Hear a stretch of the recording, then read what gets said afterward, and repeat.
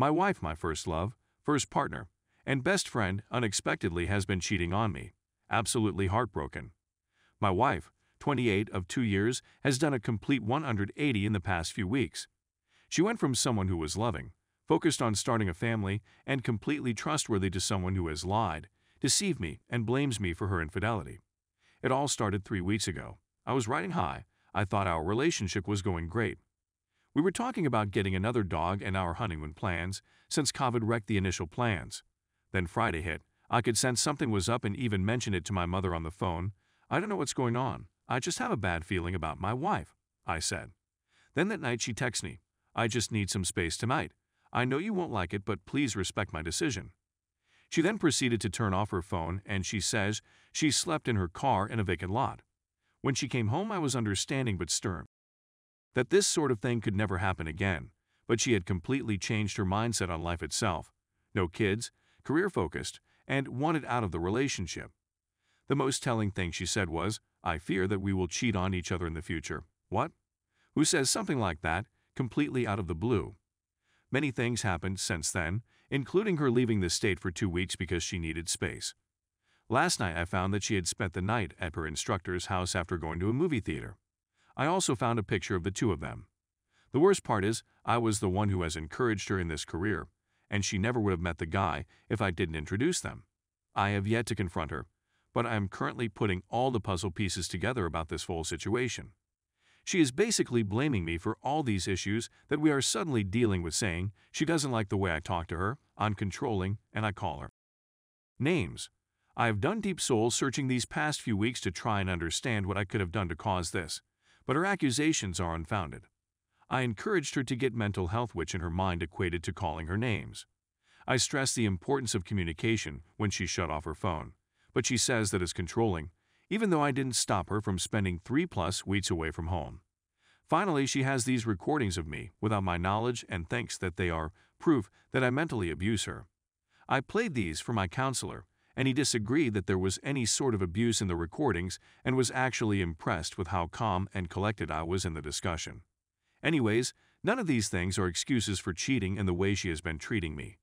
I guess I am at the investigation stage still, trying to let her make her own choices, and I'll gather the data. It's tough though, and the person I once loved more than anything has completely wrecked our entire life together in 3 short weeks. I am at a loss for words how I feel right now. I've got a great support system and loving parents, but now I know how heartbreak feels and I never want to feel this way again. Update 1.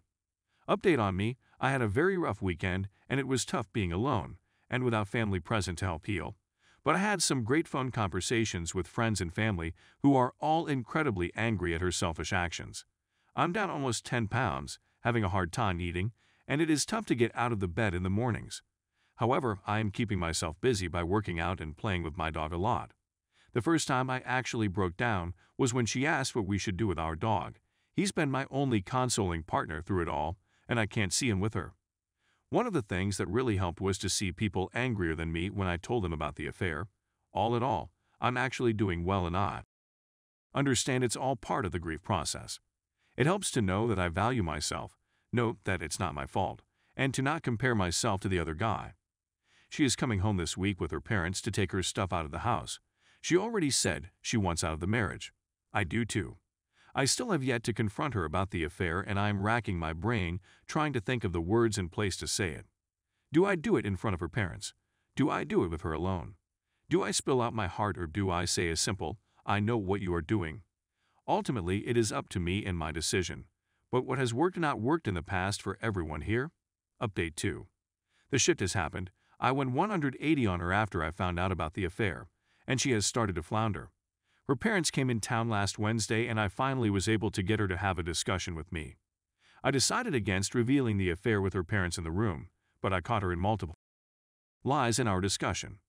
My tone was calm and very apologetic for the things she accused me of.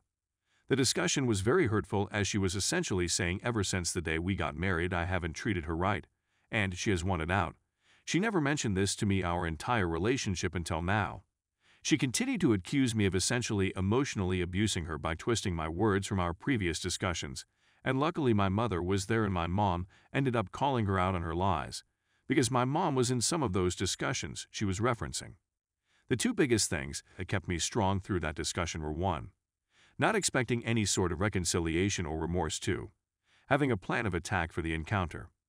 My goals in that discussion were twofold. Publicly, in front of her parents, reveal how childish and mentally unfit she is when she is making these wild accusations, while protecting my character's stress to her father the need to get her to a therapist or counselor and have her work on her issues. The discussion ended with my wife storming out of the room with her mother, and the father stayed behind with me and my mom. His emotions were genuine and very telling about the whole situation. He sat there, and the first words out of his mouth were a tearful, "I'm sorry, man," a father looking for answers as well. He told me this hurts right now because he considers me his son, and I always will. This obviously made me very emotional as I told him, "I love your daughter and I just want her to be healthy. But at this point I just need to let her go." I told him about the affair and what I knew, and he understood where I was coming from. I stressed the need for her to have consequences for her actions, as she has had none so far. Even further, I stressed the need for her to see a therapist. He said he agreed and that he has been trying to get her to go, to no avail. Because of my two goals above, even though this discussion was not all peaches, it satisfied what I went there to do, and I actually felt much better knowing that I had a father-in-law who understands what is going on. Then the next day came. I went home from work and my wife was moving some of her things out of the house. I wanted to be there so that I could make sure she didn't steal anything of mine. I actually fixed a part on her car, and we had a calm talk about her future plans, etc. She told me she was going to keep working for how much time she has left the job. I can't believe they are keeping her around.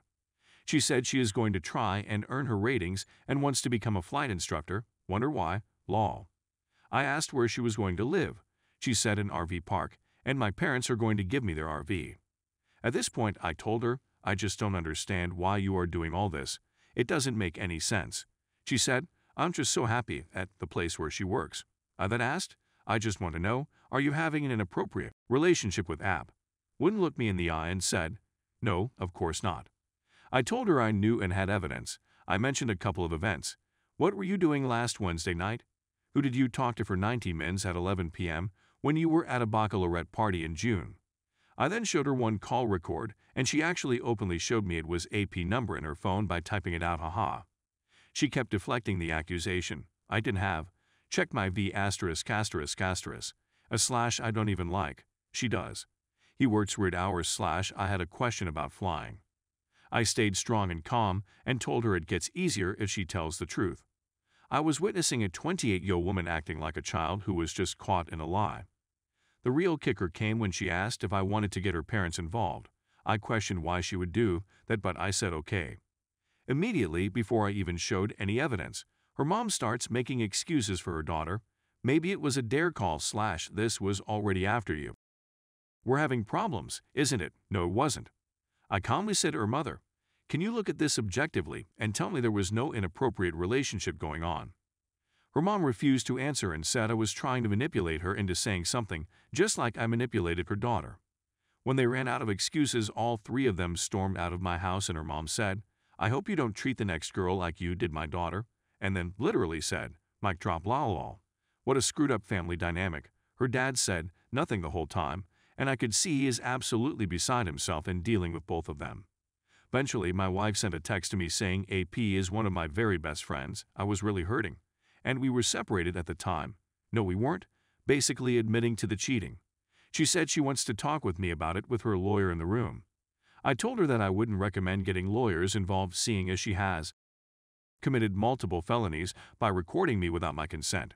I haven't talked to her since Thursday, but the dynamics of the situation have been hugely shifted, and I couldn't have done it without the help of everyone on here! The last thing I mentioned, and it is probably pretty helpful in terms of where to go next. I noticed Sunday morning she went to church. She hasn't gone with me in a while, but we used to go all the time, and then took about a 500-mile drive to nowhere and then went back to her Airbnb.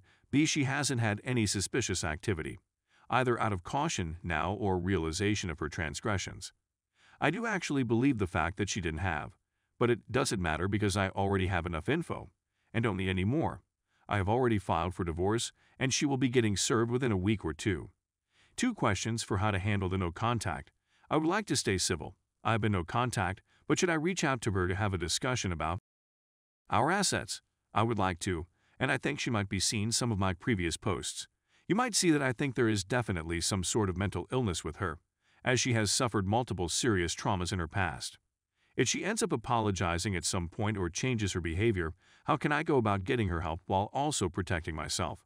She currently has healthcare through my job. Without it, she will not have healthcare. Update 3. I have been no contact with my STBXWs since about Thursday the 5th of August, basically 2 weeks. Since this time, she has been served the divorce paperwork and responded via her lawyer. However, yesterday she tried contacting me notifying me she knew how I found out about the affair. I did not and have not done anything illegal to catch her, and it must be driving her crazy that I have been no contact and she doesn't know how much info I know. She then threatened me, basically saying that if I don't tell her she will call the police/mod. Commander, I'm in the military. This is a hollow threat because I have nothing to hide and I know it. However, I am concerned that she would mention this because I really don't want my career affected by this malicious person. I've contacted my lawyer and will give him a call later today asking how to proceed. This morning, she sent another message asking for $1,000 for spousal support as well. I think she is trying to scare me into giving her money, but I know she is working a job and they are paying her currently. I also know she is staying at the house of the man she cheated on me with. Anyways, I'm staying strong, gray rock when contact is necessary, and no contact everywhere else. I seriously think she may be a sociopath who feels absolutely no remorse about what she did and is frustrated that she has been caught in multiple lies. It also may just be the anger stage of grief as well. It all helps me to forget her faster and realize I'm better off without her.